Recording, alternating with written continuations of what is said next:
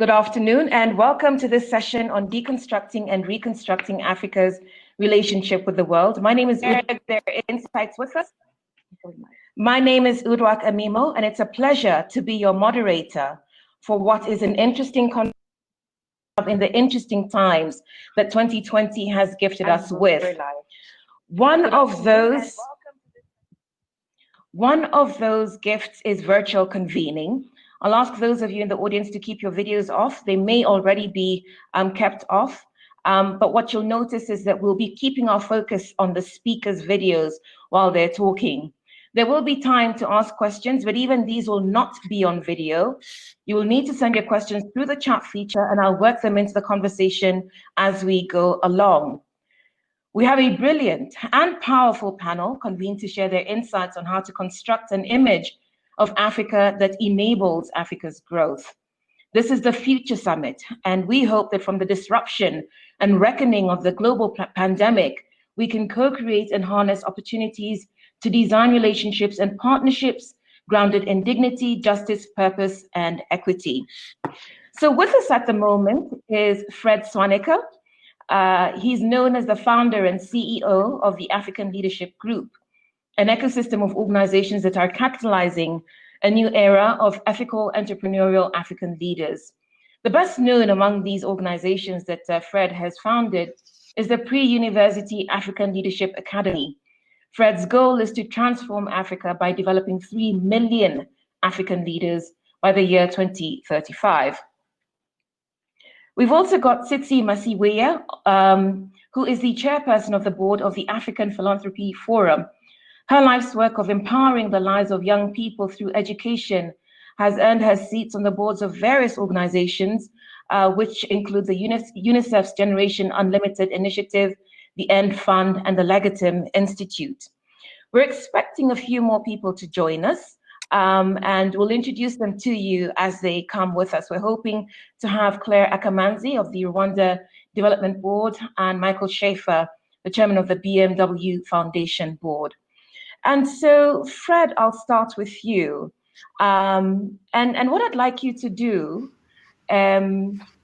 is to help us understand what we mean by the world when we talk about Africa and its relationship with the rest of the world. Well, hi, Uduak. I hope you can hear me clearly. Yep. Is to help us understand what we mean by the world when we talk about Africa and its relationship with the rest of the world. Yeah, so a bit of an echo. I don't know. Can you hear me clearly? Yep.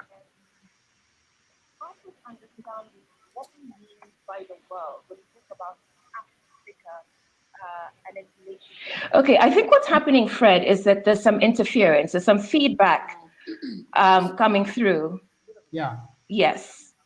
So hopefully the organizers can help us sort that out so that it doesn't interfere as we speak. Okay, I think what's happening, Fred, is that there's some interference, there's some feedback coming through. Yeah. Yes. So hopefully the organizers can help us sort that out.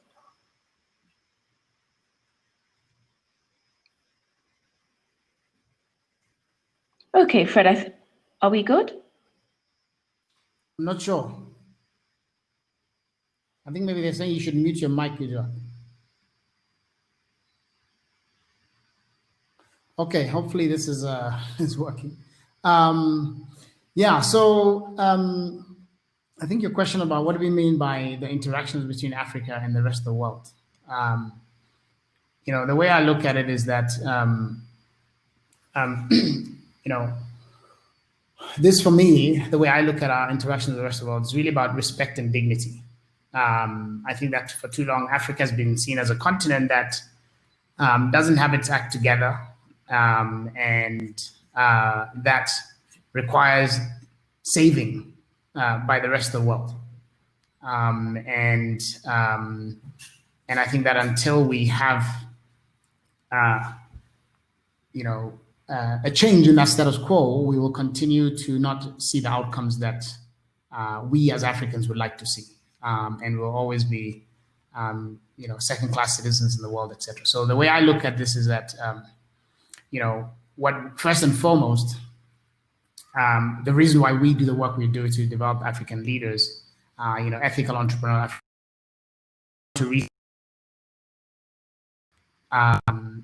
we believe that unless we have our act together, we can't expect respect from the rest of the world. And what do I mean by ethical? For me, ethical means values-based leadership where you don't see corruption and abuse of power, et cetera, but really a generation of leaders who understand that their role is to serve and to change the lives of the people that they lead and not to amass power and riches for themselves, et cetera. By entrepreneurial, I mean, not necessarily starting businesses, but entrepreneurial thinking is a way of solving problems. Entrepreneurs, in my opinion, are people who solve complex problems in creative ways with limited resources. And that is the case with almost all our problems in Africa. They're complex, we need creativity, and we have limited resources. So we have said that as the mantra and the job that needs to be done by this generation of leaders, because we have a lot of complex problems to solve, and therefore that entrepreneurial thinking can really bring it to life, both in the political sector and in the private sector. So if you look at a political leader like President Kagame, I describe him as an entrepreneur leader. He thinks like an entrepreneur and really looks at what are the ways in which they can drive innovation and creativity and leverage the resource that they have to bring the most to the country. So, one of the things, though, that has excited me about this COVID period is actually what you're seeing an example of what I'm talking about with the COVID response. I remember when COVID started, many of my friends from the US called me with pity to tell about how they felt so sorry for me that I was in Africa. And when COVID hits Africa, our healthcare systems are so bad that we are going to be in so much trouble. And they were like, we are so sorry for you. And many people I knew who were in Africa left to go back to the States. And I was looking at them saying, but, you see what Trump is doing and what, Boris Johnson is doing in the UK. I could tell what was about to happen, that I was like, no, I'm staying here. This is by far the safest place to be for COVID. And apparently the UK health minister during the middle of the COVID pandemic, they were asked about, whether they were following the guidelines of the WHO, and their response was that, well, they fund the WHO to help poor countries, but they themselves have all the health expertise in the UK, and they don't really need to follow that. Today, you see the UK 60,000 deaths, and Rwanda 27 deaths, right? And all across Africa, this thing has not ravaged. Now, of course, it's not done yet, but by and large, this is an example of competent African leadership, where we have, and a Western hubris in that case, right? And the arrogance and so forth of people thinking that, oh, because you're in Africa, you don't know how to handle your affairs. And so I think that the more we see evidence or examples of competent African leadership like this, like what we've done, and I think, I often criticize African leaders for not, really, doing the best job. But I think this is one way we need to applaud our leaders in Africa for what they have done.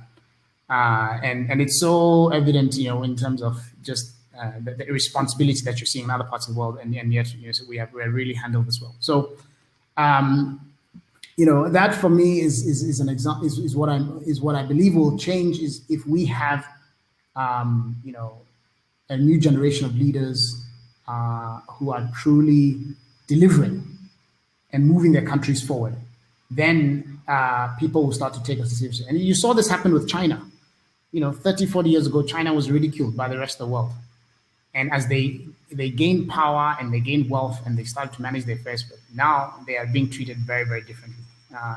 And so I think that we need to see the same in Africa. And the final thing I'll say is that,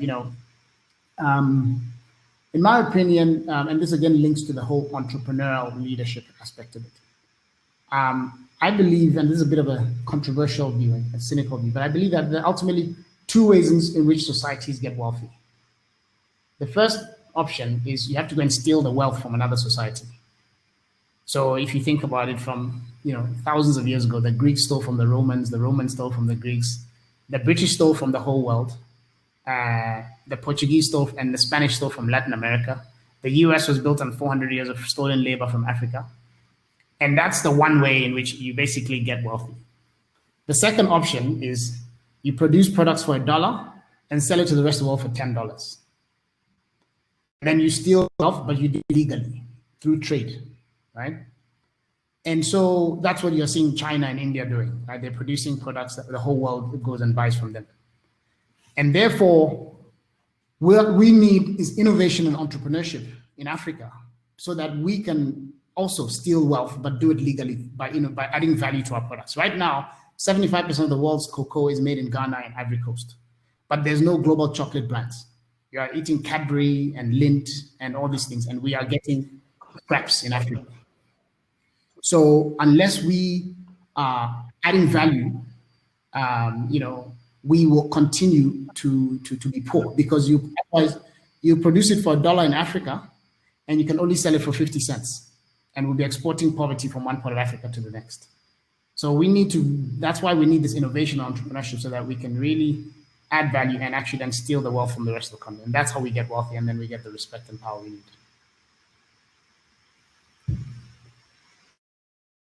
Sorry, Uduak, you're still on.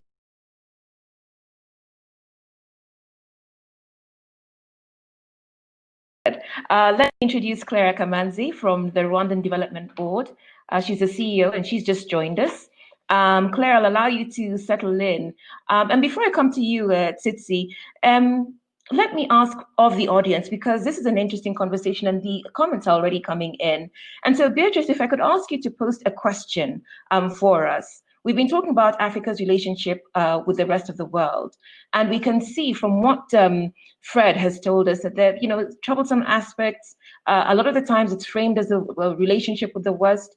So to those of you listening, what comes to mind, if you could deconstruct, describe Africa's current relationship with the rest of the world in one word? And a couple of people are already, sending their thoughts through. I'm seeing dependent from Jacqueline Okello. I'm not seeing anything else. And so, Clare, I'll come to you, because Rwanda is almost, the poster child for how to own your identity, how to shape your external relationships with the world. To you, Clare, would be, why does this matter? Why does it matter how Africa deals and engages with the rest of the world? Thank you, Uduak, and my apologies for joining this panel. Just as I thought I had become an expert in virtual meetings, I found it very difficult to get myself into this panel, but very glad to join Tsitsi and to join Fred here.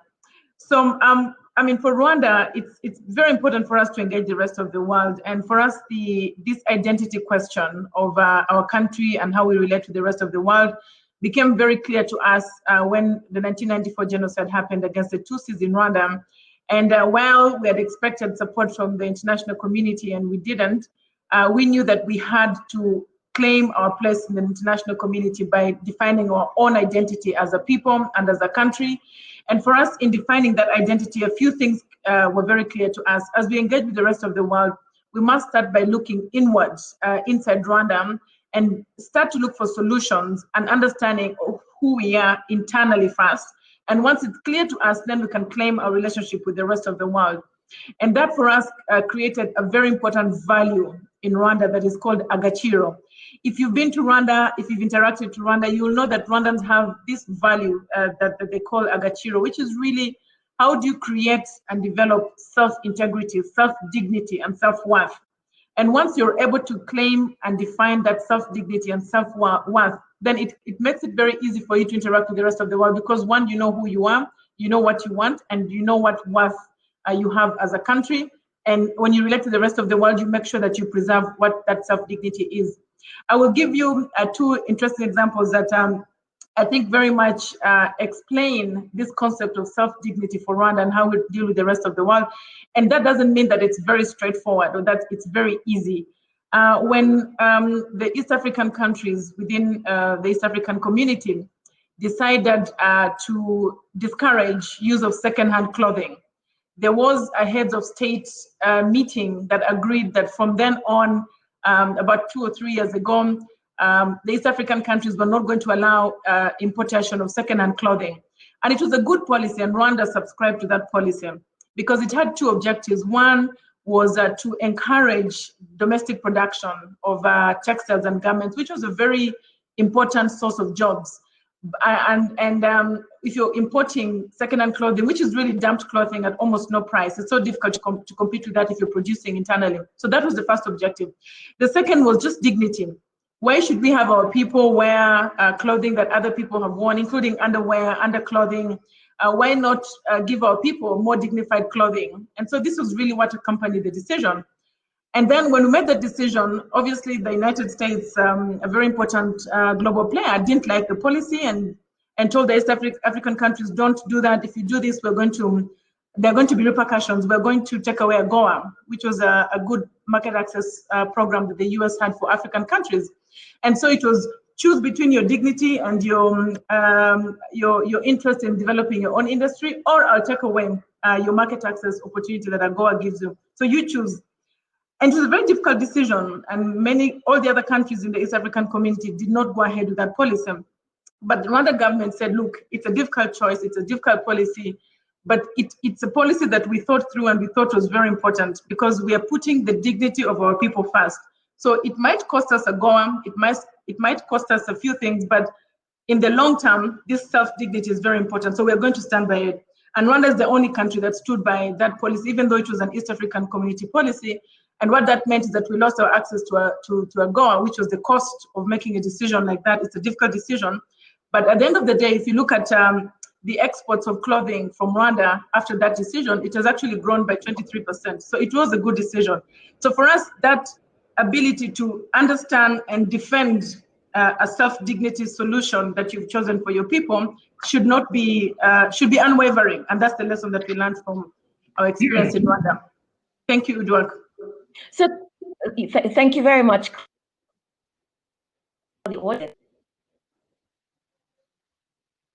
We update you because the dignity that you've talked about in Rwanda in helping to shape Rwanda's narrative externally has earned you places as the founding member of the board of the World Health Organization. You're also a member of the World Global Index. And so congratulations. As this conversation carries on, I hope we can hear some of your ideas for how Africa can take Rwanda's example and apply it to its external relations, because some of the things people are saying in response to the question I asked, how would you deconstruct the relationship as it exists at the moment? Dependent is coming up quite a bit. Unfair, unjust, you have neocolonialism, you have unequal, you have oppressed, corrupt. These are some of the words that are showing up when we deconstruct the current relationship between Africa and the rest of the world. So I told you earlier that Michael Schaefer, the chairman of the BMW Foundation board, would join us. Now, the thread that runs through Michael's career is that there's an agenda for peace. First, as a career diplomat, and now as the chairman of the BMW Foundation, which promotes responsible leadership for a peaceful, just, and sustainable global future. And so, Michael, I'm going to throw you right into it because due to your personal and professional background, you have the onerous burden of having to share with us your perspective of how we came to a point where, for the majority of Africans on the continent, the relationship with the rest of the world is seen as neocolonial, unequal, unjust, corrupt, one of oppression and one of dependence. Welcome. Well, thank you very much, Uduak. And let me first of all apologize that I just entered the conversation because it seems to be still difficult, like with Clare, to master the challenges of the digital world. Let me share with you maybe one or two points which I think is really important looking from the outside on your continent. And that I would call the perception gap. Perception gap, why? I think the image that Africa has in the eyes of many people, not only in Europe, but in other parts of the world, is entirely negative one. People look at Africa as a continent which is not diverse, a continent which is, let me say, burdened by mismanagement, by corruption, by a very inefficient system of, so to say, development aid floating into the continent, which is then lost in the pockets of autocratic leaders, and I could continue. This image is negative. If you look at Africa as it really is, the continent is very diverse. You could not, so to say, compare one nation in Africa easily with the other. It is as diverse as Europe is. It is a continent which has an enormous dynamic with a young generation which has started not only to have an enormously good education, but also full of creative energy, of innovative spirit, and so on. Now, all of this is not known in Europe, at least not in many of those circles who are taking decisions as far as Africa is concerned. So the gap between the perception in our continent, Europe, or probably in many other parts of the world, and the real situation in Africa, I think is something we need to think about. This perception has to come closer to reality.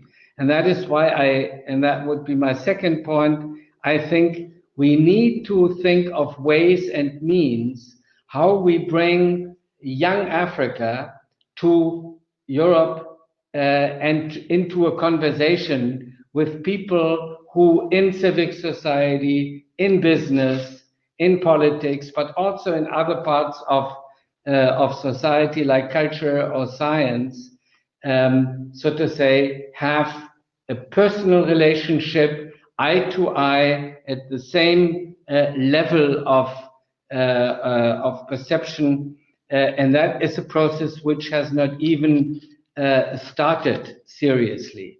So my, so to say, contribution to the conversation would be, let us think how we can bring together this diverse community of people from Africa with a very diverse community in this context of Europe, and build a community of purpose, which is not the old relationship of a paternalistic teaching. Here we are the Europeans and we know it better, and here you are the Africans who are on the receiving end. No, I think a community of purpose which, so to say, is having a conversation and then a hands-on process in solving challenges of the future at eye level and with respect for each other. And the third point which would flow from that, that's my last sentence, would be, let's think of possible ways to energize capital from Africa and from other parts of the world, where we could work together on very concrete hands-on projects, for instance, in the realization or implementation of the 2030 agenda, some of the very important sustainable development goals, which in my view are an important framework for this cooperation between Africa and Europe. Okay, thank you. You make some interesting points that move us forward. And And there are lots of young people. I think we have about 500 people at the moment listening to this conversation. And before you joined us, Fred had made the point about how Africa, in responding to the COVID-19 pandemic, had displayed competent leadership. So what does your responsible leadership look like from the rest of the world? You represent Europe, you've worked in Asia, you've worked at the heart of the United Nations. What does responsible leadership look like when the images from the migrant crisis, young people dying in oceans trying to reach Europe, when at the moment, when I ask people to decode that exists at the moment, they say it is still unjust. What happens from the rest of the world in terms of moving that relationship to one of equity and dignity? Well, that's a very important question. In my view, and from my experience in various areas of work around the globe, responsible leadership is a very personal thing. It is a transformational process in an individual human being, and not something which stands for an organization or an institution, be it national or be it international. It is extremely important that we inspire people in positions of decision making, be it in the business field, be it in the scientific field, or in other political or civic engagements, to start thinking not in terms of interests only, but in terms of sharing of, so to say, the common goods that are necessarily have to be protected in the future. Climate is a very good case in point. We are all challenged by climate change. Africa, Asia, Latin America will suffer in the next phase of rigid climate change much more than, for instance, Europe will. We will indirectly have to take the consequences, because it will not be, let me say, a few 100,000 people looking for new destinations in Europe, but millions and millions of people already have to become displaced persons within their own country or within their region, and we will have an enormous refugee problem all over the world. That is why I think responsible leaders from all parts of the global community, and I'm not talking about institutions, I'm talking about diverse networks of people who want to make a difference. They need to sit down and I think try to elaborate solutions which are collaborative. We need Europeans, Africans, and others to sit down and say, what is your idea in your part of the world? What is the greatest challenge at the moment, and how can we share experience or bring in people who may support the processes that you have identified as a priority.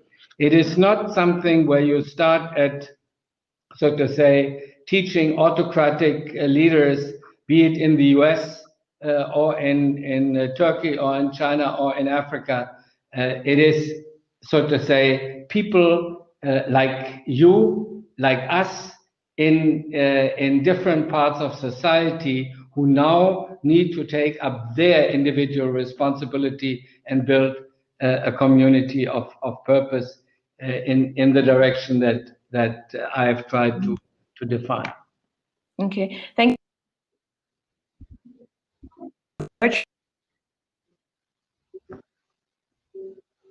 Back, you said on the key word is resonating with a lot of people listening. Your namesake, Clare, I've just lost the point. says, yes, looking inward, understanding self-worth and knowing what one wants are the key to creating the change we want to see in our lives and in the world. Well said. And so my question to you, Claire, is what, if you were to help all 54 African countries, because Africa is not a continent, and we're navigating how to deal with about 140 countries in the rest of the world, what would you say are the key markers we need to take into account? What can we take from the Rwandan lesson, where you bit the bullet and gave up access to AGOA? What can you say to those who feel that their geographical or regional or linguistic affiliation supersedes their African convening in terms of how we engage with the rest of the world? I think, Uduak, first of all, again, this whole discussion around dignity. I think dignity is not something that somebody gives you. It's not something that another country gives you. Dignity is something that you claim. And I think that's very important for us to know as Africans, that nobody's going to give us this dignity. Nobody's going to think about it for us. It's us that have to claim it and want it. And I think that's really important. And the second thing is, we also have to be united as a country, first of all, and then as a continent. If you're going to confront or discuss with the rest of the world and you're not united, that is exactly where the divisions begin to be taken advantage of. Even at the level of the African Union, sometimes you see one or two African countries discussing a trade deal or being proposed a trade deal with the EU or with the US, and yet we're trying to create the African Continental Free Trade Area. If we start dividing and start separating our collective voice as Africa, that's exactly where the problem is. So I think one thing is, how do we maintain a united front? When we say we're going to do something as Africa or as an African Union, how do we make sure that we remain as a global united voice and we don't allow to be broken or to be divided? And if we begin doing that, that's exactly where we begin to lose the whole big picture and the whole collective voice that we should have had. I think the other one also is also really being ambitious and thinking big, and not being afraid of confronting the past. We should be very true to ourselves. If we look at the last 50 years or the last 20 years, what has worked and what hasn't worked? And how can we be true to ourselves about what hasn't worked? Why should we keep doing the things that haven't worked for us just because that's a historical affiliation, or because we have a relationship with a certain part of the world historically? Why should we keep that relationship if it's not working for us? Why don't we demand to modify that relationship and be true to ourselves about what really matters or what really works for Africa, and being ambitious in how we want to elevate Africa's voice, Africa's place in the world? Because I think Africa has everything that we need. We have the resources, we have the people, but we don't have enough organization to claim our place in the world, and we should be looking to doing that. That's really what I would say, Uduak.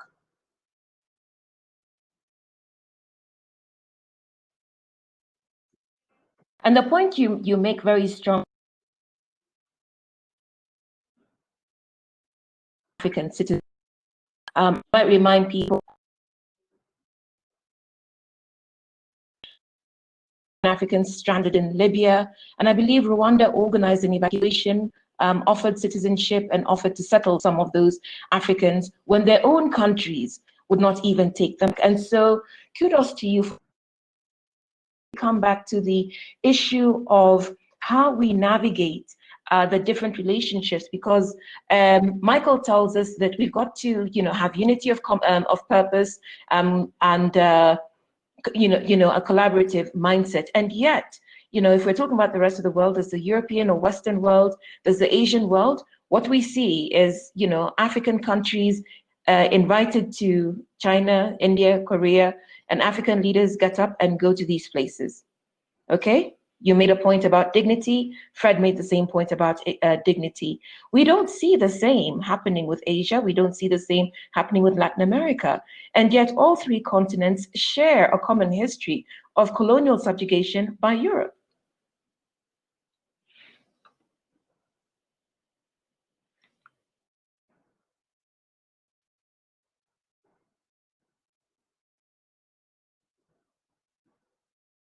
Can you? Uduak? Are we having technical difficulties? Yes?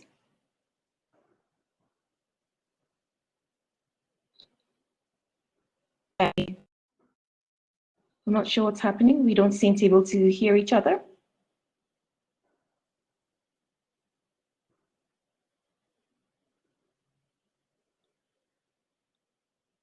Claire, can you hear me? I think I've lost the moderator. So is that me? Claire, can you hear me? Yes, I can hear you now. Okay. I'm sorry. I was throwing back the question. I was continuing the question, responding to what you said. My question being really that African countries collectively will take themselves to China, India, Korea, whatever, for summits. African leaders will go wholesale en masse, and yet you do not see Asian, Latin American countries behaving in the same way that we do, and yet we have a similar history of colonial subjugation by European countries. Yes, Uduak, I'm sure many of you have been following some of the work that my president has been doing at the African Union, which is to reform the African Union institutions.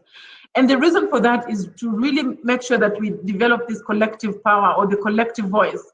And one of the challenges that we've had is exactly what you've said, Uduak. You know, African countries not presenting themselves as one group or one voice. If we, for example, said anybody that wants to see Africa, wants to see African leaders together, you come to the continent. We are ready to receive you as 54 countries, and we demand that you come and see us here to discuss with one country or whichever region wants to discuss with us.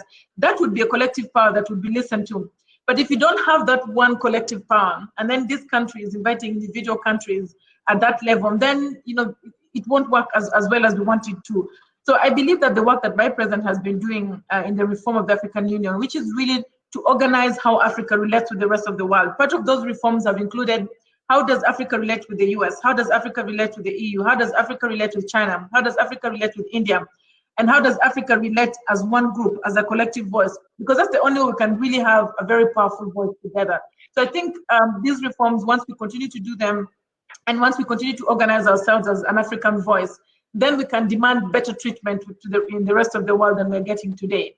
But once we don't do that, once we're fragmented, then what you see is fragmentation in how we're dealt with as well. Okay, so if we were to move ourselves on from this, deconstruction of the relationship as it stands, I would turn to the audience now to ask a poll question. If I could ask Beatrice or Catherine to post the poll question for me. We're accustomed to random and frequent temperature checks these days due to COVID. So we're going to do that in this conversation. And my question to people in the audience is this: how urgent is the need for Africa's relationship with the rest of the world to reflect the reconstruction this conversation has set out? And you have three options. It's very urgent. In fact, it's centuries late. If COVID-19 doesn't make us do it, we never will. That's the first option. Urgent enough, but we keep talking about these things and doing nothing. And the third option is for the relationship to change, the world must also change. The UN must be reformed. White supremacy must fall. Our leaders must change. Okay, so poll question. Let's give our audience a couple of seconds to respond to that before I come back to our panelists. So how urgent is the need for Africa's relationship with the rest of the world to reflect the reconstruction this conversation has set out? Very urgent, centuries late. If COVID-19 doesn't make us do it, we never will. Urgent enough, we keep talking about these things and doing nothing. And for the relationship to change, the world must also change. The UN must be reformed. White supremacy must fall. Our leaders must change. Michael, which way would you vote? You don't change leaders so easily. I think you need to engage in different levels. Government to government cooperation is not sufficient anymore to solve the challenges of today. I'm totally convinced governments can provide a framework. That is true. And I would agree with Claire that it, of course, would be a positive thing if Africa could speak with one voice. But I mean, mind you, the European Union, which has been a relatively successful union of nation states, after 70 years, is not speaking with one voice on very important issues as well. That's why I said it's not only the government-to-government relationship which is important. I think we need to build, some people call it track 2. I would not use these, so to say, old notions. We need to build a community where people who have an interest in solving or finding solutions for these challenges come together. You have so many innovative minds in Africa. We have an enormous amount of people in Europe or in Latin America and Asia. We need to bring these people together, not in a governmental framework, but in a framework in which, by the way, foundations can help. We are building a global network in our BMW Foundation, which is on purpose diverse, because we need to bring people out of their silos and, so to say, present perceptions and solutions to them which they are not used to and which they have never thought about. We need to bring these people out of their silos and try to bring them into a context where they share their different views and perceptions. And that is something lacking with Africa. I think we would make a big step forward if this community from Africa and this community from Europe would start maybe on topics like an SDG, like urban development, or whatever topic you may need, water or governance or so, and try to, first of all, listen to each other. If you talk about dignity, it is no, so to say, doubt in my mind that every human being has the same dignity. That is, by the way, Article 1 of our Constitution, and we try to live this. It is extremely important what you said, Claire. Dignity is not given by somebody else. Dignity is something that you do not claim, as you said, you have it. But you have to, so to say, actively stand to it.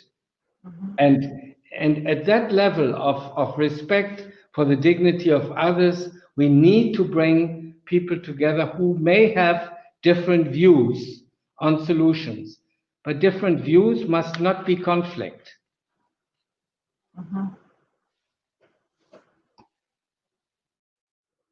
So let me come to Tsitsi. On my end, it shows that the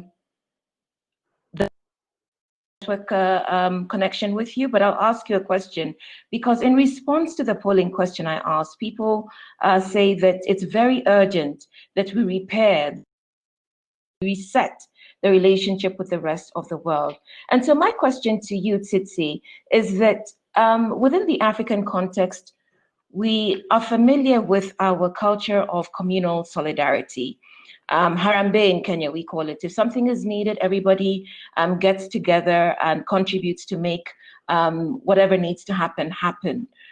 The concept, though, of African philanthropy is relatively new. What role do you see that playing in what our audience says is the very urgent need to reconstruct the relationship we have with the rest of the world?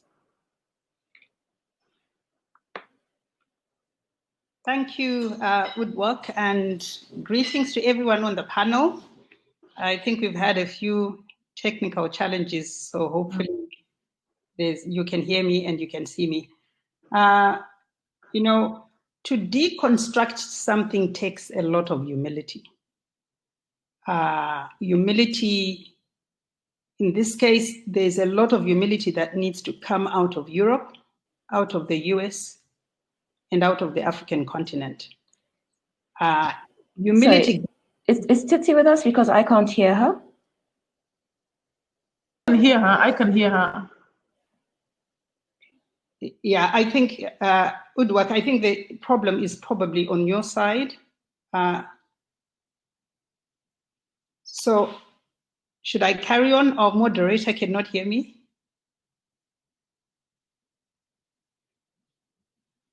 Okay, so the point I was making is humility is right at the center and foundational to the process of deconstructing. When you deconstruct a system, it's painful because it requires you to change the way, the lens with which you used to evaluate yourself, to evaluate what the problems are, what the challenges are. And then rebuilding also requires humility, because the deconstructors are not necessarily the ones who have to do the rebuilding. So what would one of the challenges we face on the continent is we have an leadership. Okay, so Tsitsi, if you can hear me, I'm hoping that I'm not speaking to what you've already spoken to. If philanthropy requires humility, no, humility is right at the center and foundational to the process of deconstructing. It's painful to deconstruct. Rebuilding also requires humility. What role then can philanthropy, African philanthropy, play in the reconstruction of these relationships? It seems to me that you are protected from, say, some of the repercussions that activists might find themselves facing when they agitate for something that's not necessarily acceptable to people in power wherever they find themselves. You also have the capital to fund and make things happen. So what can you do? Okay, so with if you look at African philanthropy, as APF, we define it, philanthropy, love for humanity, and comes from different people from different walks of life. So philanthropy is not, I think, the common Western type of definition, which connects philanthropy with lots of money, billionaires, and a lot of wealth. Philanthropy is an attitude of the heart and the mind, and more that and less how much money you have. So having said that, the continent is teeming with philanthropists, people who are generous. Our communities have been built on the foundations of generosity, compassion, and kindness, which are the aspects that define what philanthropy is.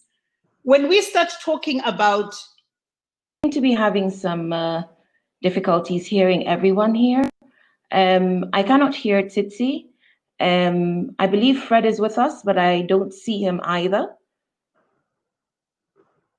Uduak, we can actually hear Tsitsi. Maybe she can finish and then we can give you a signal that she has completed her part, because we can hear her well. Okay, thank you. I'm so sorry to the audience, and I really feel for Uduak, the complexities we have today. But to the audience, I think just hang in there. Everybody's doing their best. Okay. But I just wanted to say... Hello.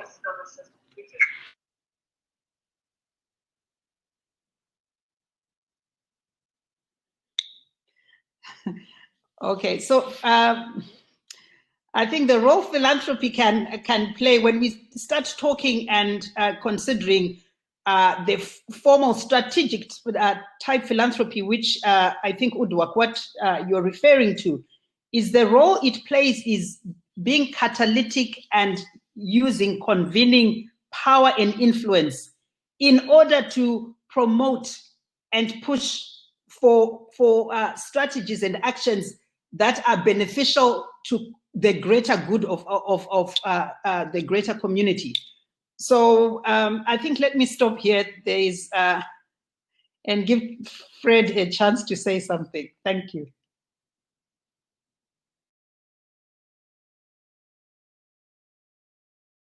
I don't need to say anything, but I mean, I guess if we can't hear the moderator, maybe I saw there were a couple of questions earlier that came up for me. Maybe I can respond to that. There was a question from Luke Deschamps about, if I can, this is if he tell us how he's transforming education in Africa, what is his vision for college education in Africa? You know, one of the things that we need to address in Africa is clearly, you know, how do we unlock our human capital? Because it's actually the greatest wealth that we have. No society has developed simply by, you know, extracting its resources. You know, so development is actually driven, you know, primarily by human beings and their own ingenuity and their human capital. So, you know, my vision for higher education is one which produces problem solvers first and foremost, because historically a lot of education has been about just facts and figures, and looking through textbooks. But the problems that we're going to solve in the world are not going to be found in a textbook. You need creativity, you need imagination, and you need resilience. So I believe that the purpose of higher education, and in fact of education more broadly in Africa, should be to create problem solvers who can solve the big problems that we have in Africa. And so that means learning how to learn, learning how to look at a problem and come up with creative ways to solve it. One of the things we do at the university is we are moving away from academic disciplines. Most universities have of academic disciplines like a Bachelor of Arts in History, Bachelor of Arts, you know, Science and Chemistry, etc. But to solve problems, you need to really look at the intersection of disciplines, not just one. So what we are doing is giving our students a menu of Africa's grandest challenges. We have a list of big problems we have to solve, like healthcare, education, climate change, governance, youth unemployment, etc. And then we have a list of what we call the 7 great opportunities. These are the things where Africa has been blessed, the low-hanging fruit. So it's things like agriculture, the empowerment of women, wildlife conservation, tourism, the arts, etc. And then we ask our students not to choose a major, but to declare a mission.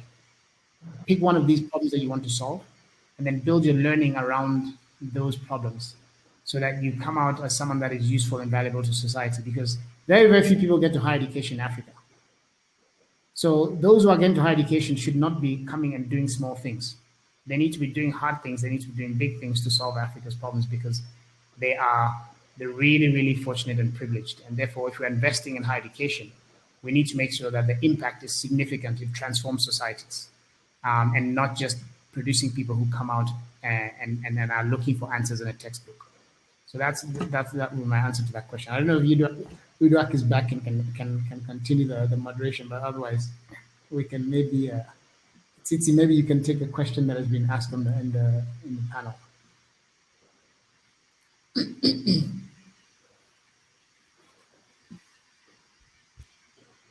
Sorry, what's the question, Fred? No, I'm saying you can pick a question and respond to it. Oh, okay.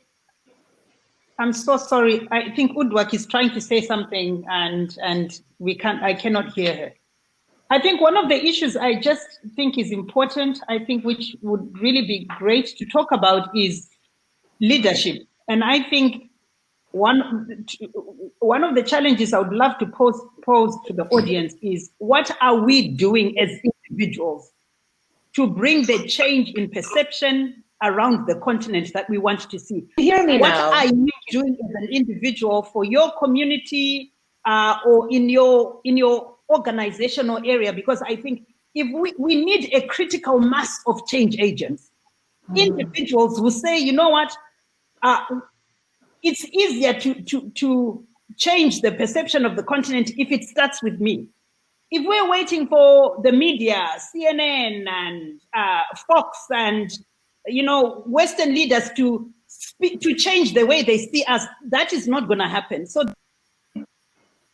we need to promote one another. We need the role models to be speaking. We need to produce content on social media, videos of all the different creative and inspiring things that give the image of dignity, the image of confidence, and a positive image of who we actually are. We mustn't become victims of our history. What happened in the past is painful. Are those who inflicted the pain willing to take responsibility? No. So what do we do? Do we wait? No. What do we do?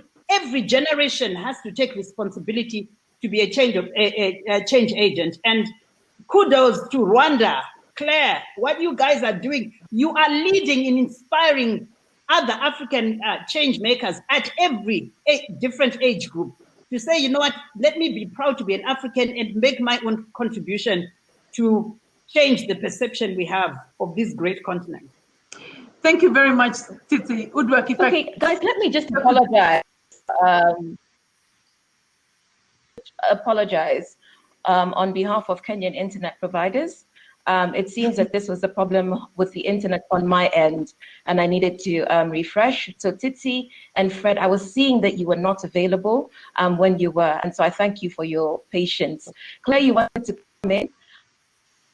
No, and you were doing so brilliantly, but Fred, I had a question for you, and there was something important that you have been saying had to do with, given that we have the benefit of learning from everybody else's mistakes, do we need to be resetting or do we need to be sharing what Africa can offer to the rest of the world going forward? And you made that point brilliantly at the beginning when you were talking about the competent leadership we've seen around COVID. How does that help us navigate the way forward? Sure. So I think that, you know, one of the things that we often talk about is best practice. And how we need to copy best practice from the rest of the world. I actually agree with that. I think that we don't need best practice in Africa. What we need is new practice. Because if you think about two cars that are on a racetrack, if you are going at the same speed as the car in front of you, you will never catch up.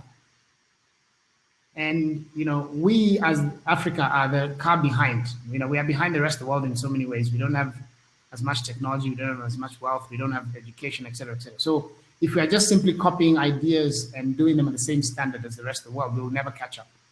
So that's why I say we need new practice. We need to reimagine and reinvent for our circumstances and leapfrog. We can't be doing things and saying, oh, this is good enough for Africa. Our standards need to be higher than the rest of the world, not as good as the rest of the world, because we are so far behind. Yeah. So we need to have much higher ambitions. We need to, therefore, you know, you know, we should not accept, oh, this is good enough for Africa. No, we must be leading the world, and in doing that, that's the only chance, the only, you know, way in which we can even hope to catch up. And that's really my philosophy. And so it really requires bold thinking, you know, unconventional ways of doing things, because the problems we have are so complex and so significant, and we're so far behind that we really need to reinvent. Okay, we're winding up. Claire, I interrupted you. Could you please make the point that you wanted to make fairly succinctly? Yeah, thank you, Uduak. I just like the point that Tsitsi mentioned at the time, which was leadership and mindset. And it reminded me of the deal that the Rwanda Development Board signed with the Arsenal Football Club to advertise tourism on their sleeves. Some of you may have seen Visit Rwanda on the sleeves of Arsenal. And when we signed that, the whole media went up against us. How can a poor country pay that money to advertise on a sleeve? And we said, look, you can't fight poverty with a mindset of poverty. If you're going to think that everything you do is going to be the cheapest, the poorest, the least expensive, those are the results that you get. So if you really are going to fight poverty, you should also think against poverty and try to do things that are very ambitious and very big. But I remember I was interviewed by a journalist from BBC, and he said, "You're crazy. You're such a poor country. How can a poor country put Visit Rwanda on a rich football club?" But if you look at the result today, apart from the media and the attention that Visit Rwanda got, 17% tourism growth in 2019. Obviously, COVID-19 has changed the story, but we saw real results. So I think leadership and mindset of wanting to achieve things and not being trapped to think in a poor mindset, if you're really going to fight poverty, that doesn't work. So I just wanted to add that.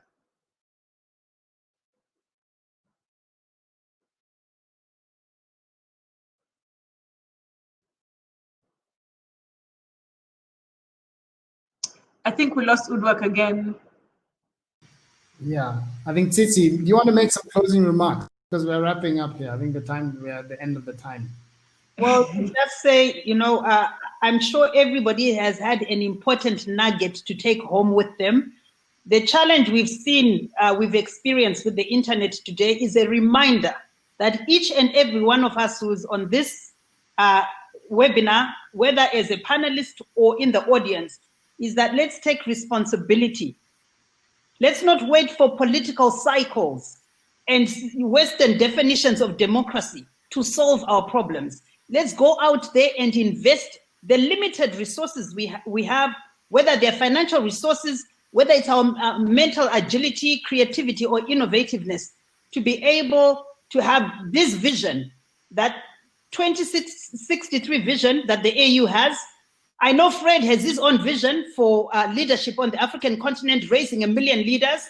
Rwanda has the vision, a vision to leading Africa out of poverty, to be able to be the best continent that we are. Let's agree and believe that this is the best continent, and this century is the African century. Thank you very much, everyone, and all the best, and God bless you. Thank you very much.